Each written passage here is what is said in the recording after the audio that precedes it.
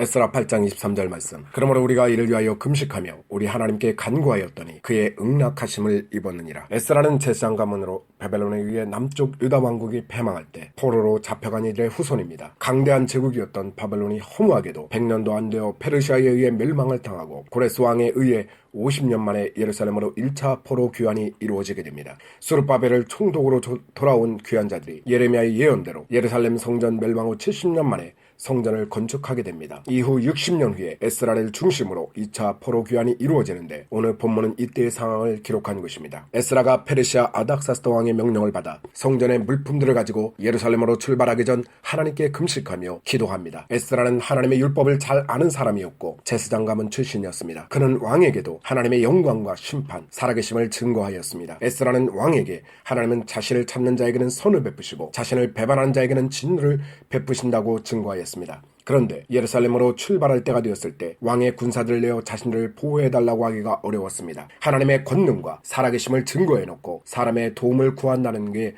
부끄러웠기 때문입니다. 그래서 하나님께서 멀고 험한 길을 가는 동안 하나님의 지켜주심을 금식하며 기도한 것입니다. 에스라와 수많은 귀한 자들의 기도는 결국 응답을 받았고 평안히 예루살렘에 도착하였습니다. 하나님은 하나님의 자녀들의 기도를 들어주십니다. 하나님을 자랑하고 그를 의지하는 자에게 능력을 베풀어 주십니다. 페르시아에서 유대 예루살렘까지의 길은 멀고도 험했습니다. 그곳까지 수많은 사람들과 많은 물품들을 싣고 가는 길은 고난의 연속이었습니다. 지금처럼 도로가 잘 되어 있거나 경찰들이 있는 것이 아니었기에 도적이나 강도떼들의 위험이 있었기에 군사들도 없이 간다는 것은 큰 어려움이었습니다. 그러나 결국 하나님은 에스라 일행들을 지켜주셔서 예루살렘까지 무사히 오게 하셨습니다. 예루살렘으로 에스라를 오게 하신 것은 하나님의 선하신 뜻이 있었기 때문입니다. 1차 포로 귀환 후 성전을 건축하였지만 시간이 지나면서 신앙은 약해졌고 특히 율법을 아는 사람들이 없었습니다. 에스라는 하나님의 말씀을 깊이 있게 알고 율법과 하나님을 섬기는 예법을 연구한 학자였습니다. 에스라가 1차 포로 귀환 후 80년 후 또 성전 건축 후 60년 후에 백성들을 이끌고 2차 포로 귀환으로 돌아와 영적으로 정신적으로 피폐한 백성들에게 말씀을 가르치고 하나님을 섬기는 방법을 알려주었습니다. 백성들은 말씀을 듣고 감격하고 죄를 회개하며